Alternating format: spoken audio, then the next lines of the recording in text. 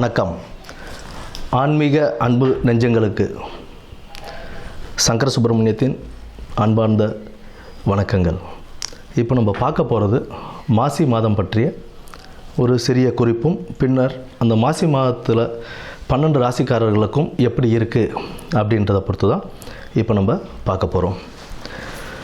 இந்த மாசி மாதம் அப்படின்னு எதுக்கு ரொம்ப சிறப்பு வாய்ந்ததாக இருக்குது அப்படின்னு பார்த்தோம்னா, ஆன்மீகம் மற்றும் தெய்வ வழிபாடுகள், ஆன்மீகம் சார்ந்த எந்த ஒரு காரியங்கள் செய்கிறதாக இருந்தாலும் தெய்வ வழிபாடுகளுக்கு உகந்த ஒரு மாதமாக இந்த மாசி மாதம் ஒரு சிறப்பான மாதமாகவே இருக்குன்னு நம்ம சொல்லலாம். இதில் முக்கியமாக என்ன அப்படின்னு பார்த்தோம்னா, விஷ்ணுபதி புண்ணிய காலம்னு சொல்லுவோம். விஷ்ணுபதி புண்ணிய காலம் அப்படின்றது மாசி 1ஆம் தேதி, அதாவது 13ஆம் தேதி, 13ஆம் தேதி மாசி மாத பிறப்பு அன்னைக்கு நமக்கு பின்னிரவு, அதாவது விடியற் காலை அந்த 1:30 மணின்னு சொல்லுவோம் இல்லைங்களா, 1:30 மணிலேருந்து காலை 10:30 மணிக்குள்ளே விஷ்ணு பகவானை நம்ம வழிபடுறதுனால அந்த நேரத்தில் நம்ம வழிபடும்போது நம்மளுடைய 7 ஜென்ம பாவங்களும் தீரும் அப்படின்றது ஒரு நம்பிக்கையாகவே இருக்குது நமக்கு. மேற்படி செல்வ வளமும் எல்லாமே நமக்கு கிடைக்கும் அப்படின்ற ஒரு இதுவும் உண்டு. விஷ்ணு பகவானை துளசி மாலை அணிவித்து நம்ம வழிபட்டுக்கிட்டு வந்தோம். பெருமாள் விஷ்ணு துளசி மாலை அணிவித்து அந்த விடியற் காலை 1:30 மணியிலிருந்து 10:30 மணிக்குள், காலைல 10:30 மணிக்குள்ளே நம்ம வணங்கிட்டு வரும்போது நமக்கு உண்டான செல்வ வளமும் கிடைக்கும் அப்படின்றது சொல்கிறாங்க. குடும்பத்தில் ஒரு மகிழ்ச்சியும் நிலவும், இருக்கிற பிரச்சனைகள்லாம் படிப்படியாக குறைய ஆரம்பிக்கும். அதாவது இத்தனை வருடத்தில் நீங்கள் ஏகாதசி விரதம் இருந்திருப்பீங்க அப்படின்னா, அன்றைய தினத்துக்கு விஷ்ணுபதி புண்ணியகாலம் அப்படின்ற அந்த தினத்தில் நம்ம விஷ்ணுவை வழிபடும்போது எத்தனை ஏகாதசி, பல ஏகாதசிகள் விரதம் இருந்ததுடைய பலன் நமக்கு கிடைக்கும் அப்படின்றதும் சொல்கிறாங்க. அடுத்தது பார்த்தோம்னா, இந்த மாசி மாதத்திலேயே சிவராத்திரி, மகா சிவராத்திரின்னு சொல்லுவோம். மாசி மாதத்தில் வரக்கூடிய சிவராத்திரியை, அந்த சிவராத்திரி சிவபெருமானுக்கு உகந்த ஒரு தினமாக நம்ம அதை கொண்டாடிக்கிட்டு இருக்கோம், மகா சிவராத்திரியை. அடுத்து மாசி மகம், அம்பிகை ஜனித்த நாளாக அந்த மாசி மகத்தை நம்ம வணங்கிக்கிட்டு வரோம். அம்பிகைக்கு ரொம்ப உகந்த நாள் அந்த நாள். அந்த நாளில் தான் நமக்கு இந்த நீராட்டெல்லாம் செய்வாங்க. கடலில் போய் குளிச்சுட்டு வர்றது, இந்த மாதத்தில் அதெல்லாம் செய்யும்போது கடலில் குளிக்கிறது, ஆன்மீக ஸ்தலங்களுக்கு போயிட்டு வர்றது, இதெல்லாம் ஒரு பெரிய புண்ணியத்தையே தரக்கூடிய ஒரு மாதமாக இந்த மாசி மாதம் அவ்வளோ சிறப்பு வாய்ந்த மாதமாகவே இருக்குது.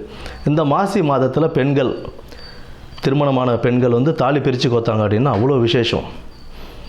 அடுத்தது இந்த பூணூல் அணிவிக்கும் இதுவும் சொல்லுவாங்க. மாசி பூணல் பாசி படியாதுன்னு சொல்லுவோம். மாசி மாதம் பூணல் அணிஞ்சால் அவ்வளோ விசேஷமாக கருதுவாங்க. புதுசாக பூணல் போடுறாங்க அப்படின்னா, யஜ்ஞோபவிதாரணம் செய்கிறாங்க அப்படின்னா, அதுக்கு மாசி மாதத்தை மேக்ஸிமம் ஆட்கள் மாசி மாதம் தான் தேர்ந்தெடுப்பாங்க. ஏன்னா அவ்வளோ விசேஷமான ஒரு மாதமாக இந்த மாசி மாதம் இருக்குது. அது மட்டும் இல்லாமல் புனித நீராடுதல், விரதங்கள், குலதெய்வ வழிபாடு, இதெல்லாம் நம்ம பண்ண இந்த மாதத்தில், இந்த மாதம் ஃபுல்லாகவே ஒரு சிறப்பான மாதம் தான். ஆன்மீகத்துக்கும் தெய்வ வழிபாடுக்கும் ரொம்ப ஒரு சிறப்பான ஒரு மாதமாகவே இந்த மாதம் அமையும். இனி வரப்போவது 12 ராசிகளுக்கு உண்டான பலன்களை என்னன்னு நம்ம பார்ப்போம். வணக்கம். சிம்மராசி நேயர்களுக்கு இந்த மாசி மாதம் சிம்மராசி நேயர்களுக்கு எப்படி இருக்க போகுது அப்படின்றது பார்ப்போம். இதில் என்ன அப்படின்னா, இந்த மாதம் உங்களுக்கு பயணங்களால் கொஞ்சம் நன்மை ஏற்படுங்க. கொஞ்சம் மன அமைதியும் நன்மையும் ஏற்படக்கூடிய ஒரு மாதமாகத்தான் இந்த மாசி மாதம் உங்களுக்கு அமையப்போகுது. மற்றபடி தொழிலில் முதலீடு செய்யும்போது 1க்கு 10 தடவை யோசனை பண்ணி அதை ஆராய்ஞ்சு அதில் முதலீடு பண்ணுறது ரொம்ப அவசியம். எந்த ஒரு சிக்கல்கள்லேயும் மாட்டிக்காமல் நல்ல ஒரு முறையிலேயே, ஒரு நேர்மையான முறையில் தொழிலை நீங்கள் முன்னெடுத்து செல்லுங்கள். அதிக முதலீடுகள் செய்ய வேண்டாம். ஒரு கணிசமான தொகையை முதலீடாக செஞ்சுட்டு அதில் வர வருமானத்தை வச்சு அதை ரொட்டேஷன் பண்ணிக்கிட்டே வர்றது உங்களுக்கு சிறப்பாக இருக்கும். புதிதாக ஒரு தொழில் ஆரம்பிக்கிறேன்னு சொல்லி அதில் மொத்தமாக கொண்டு போய் பணத்தை போட்டு எந்த இடத்துலையும் நீங்கள் முடங்க வேண்டாம் அப்படின்ற ஒரு எச்சரிக்கையாகத்தான் இதை கொடுக்க வேண்டியதாக இருக்குது. தொழிலை விரிவுபடுத்துறதுலேயும் கவனம் தேவை. நீங்கள் புது தொழில் ஆரம்பிக்கிறதா இருந்தாலும் சரி, அதை விரிவுபடுத்துறதா இருந்தாலும் சரி, 1க்கு 10 தடவை ஆராய்ந்து, ரொம்ப 1க்கு 10 தடவை நல்லா யோசனை பண்ணி அதில் இறங்குறதுன்றது ரொம்ப முக்கியமான ஒரு கட்டம். ஏன்னா முதலீடுகள் உங்களை ஒரு இடத்துல முடங்க வைக்கக்கூடாது என்பது நீங்கள் மனசில் வச்சிக்க வேண்டிய ஒரு விஷயம்.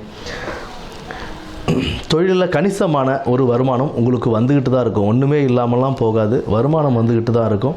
அந்த வருமானத்தை எப்படி செலவு செய்யாமல் பார்த்துக்கணும், அதாவது வீண் செலவுகள் எப்படி செய்யாமல் பார்த்துக்கணும் அப்படின்றத நீங்கள் தான் கொஞ்சம் முடிவு பண்ணணும். அதை மேலதிகாரிகளிடம் வேலையில் கவனமாக இருக்க வேண்டியது ரொம்ப முக்கியம். மேலதிகாரிகள்கிட்ட மட்டும் இல்லை, சக ஊழியர்கள்கிட்டையும் கொஞ்சம் கவனமாக இருக்கிறதுன்றது ரொம்ப முக்கியம். அதிகாரிகள் சொல்லும் எந்த ஒரு பணிகளையும் மிக கவனத்துடன் செஞ்சு முடிக்கிறதுன்றது ரொம்ப அவசியமாக இருக்குங்க. ஏன்னா உங்களுடைய நேர காலங்கள் அந்தளவுக்கு நமக்கு ஓகோன்றது இல்லை. அதனால் கொஞ்சம் கவனமாக செயல்படுறதுன்றது உங்களுக்கு ரொம்ப ஒரு முக்கியமான ஒரு விஷயமாக இருக்குது. அது மட்டும் இல்லாமல் குடும்பத்தில் சின்ன சின்ன பிரச்சனைகள், சண்டை சச்சரவுகள் வந்து போகுங்க. கொஞ்சம் பொறுமையை கடைப்பிடிங்க. பொறுமையாக இருக்க நீங்கள் எந்த இடத்துல இறங்கி போக மாட்டீங்க. உங்களுடைய பொறுமை உங்களுக்கு நற்பெயரையும் ஒரு நல்ல மகிழ்வான ஒரு வாழ்வையும் கொடுக்கக்கூடிய ஒரு மாதமாகத்தான் இந்த மாதம் இருக்குது. பொதுவாக விட்டு கொடுத்து போகிறதுன்றது ரொம்ப நல்லதுங்க. உங்கள் விஷயத்தில் உங்களுடைய ராசிக்கு விட்டு கொடுப்போர் கெட்டு போவதில்லை அப்படின்ற ஒரு இதை மனசில் பதிவிச்சு வச்சுக்கோங்க. யாராக இருந்தாலும் விட்டு கொடுத்து போங்க. ஒரு நல்ல ஒரு முன்னேற்றத்தை கொடுக்கும் இந்த மாதம். உங்களுடைய உடல் ஆரோக்கியம் அதுலேயும் கவனம் தேவை. வேலைக்கு சாப்பிட்றதாகட்டும், இல்லை எந்த ஒரு விஷயங்களாகட்டும், வெளியில் ஹோட்டல்ஸ்லேயோ இல்லை ஃபாஸ்ட் ஃபுட்லேயோ சாப்பிடும்போது அன்வான்ட் ஸ்பைசஸ் அதிகம் சேர்த்துக்காதீங்க. அது உங்களோட உடல் ஆரோக்கியத்தை பாதிக்கக்கூடிய ஒரு விஷயமாக இருக்கும். ஏதாவது சின்ன சின்ன பிரச்சனையாக இருந்தாலும் அதை மண்டையில் போட்டு உடச்சிக்காமல் ஃப்ரீயாக ரிலாக்ஸாக இருங்க. ஏன்னா உங்களுடைய மைண்டையும் அது பாதிக்கக்கூடிய ஒரு விஷயமாக இருக்கும். அன்னெசரி டென்ஷன்ஸு, ஸ்ட்ரெஸ்ஸு இது எல்லாமே உங்களை தாக்கிக்கிட்டே இருக்கும். அது எல்லாத்துலேருந்தும் விடுபடுறதுக்கு நீங்கள் தெய்வ வழிபாட்டுக்கு போகிறது ஓரளவுக்கு நன்மை பயக்கக்கூடிய விஷயமாகவே இருக்கும். முடிஞ்சால் டெய்லி விநாயகர் வழிபாடு செஞ்சுட்டு வாங்க. சனிக்கிழமைகளில் ஆஞ்சநேயர் வழிபாடு செய்யுங்க. இது உங்களுடைய வாழ்க்கைக்கு ஒரு நல்ல ஒரு உந்துதலையும் கொடுத்து கொண்டிருக்கும். நேரத்துக்கு சாப்பிட்றதுன்றது ஒரு முக்கியமான விஷயம். மருத்துவ ஆலோசனைகள், திடீர்னு ஏதாவது ஒன்று உடம்புக்கு முடியல அப்படின்னா உடனே ஹாஸ்பிட்டலுக்கு போங்க. பார்த்துக்கலாம், இன்றைக்கி பார்த்துக்கலாம், நாளைக்கு பார்த்துக்கலாம், தள்ளி போட்டு அதை கொஞ்சம் பெருசுப்படுத்திக்காதீங்க. எதுவாக இருந்தாலும் ஆரம்பத்திலே அதை சரி பண்ணிக்கிட்டு அந்த மருத்துவ ஆலோசனைப்படி மருந்து மாத்திரைகள் எடுக்கிறதாகட்டும், இல்லை மருத்துவர் சொன்ன ஆலோசனைப்படி எப்படி நம்மளோட லைஃப் ஸ்டைலை மாற்றிக்கணும், ஃபுட் ஸ்டைலை மாற்றிக்கணும், இது எல்லாத்தையும் மாற்றி உங்களுடைய உடல் ஆரோக்கியத்தையும் மேம்படுத்தி கொண்டு மன ஆரோக்கியத்துடனும் சற்று கவனத்துடனும் இந்த மாதத்தை கடந்து போகிறது மிக நல்லது. ஆன்மீக வழிபாடுகள் மிக அவசியம். தினமும் விநாயகர் வழிபாடும் சூரிய பகவான் வழிபாடும் உங்களுக்கு ஒரு நல்ல முன்னேற்றத்தை கொடுக்கக்கூடிய ஒரு மாதமாக இந்த மாசி மாதம் அமையுது. நன்றி, வணக்கம்.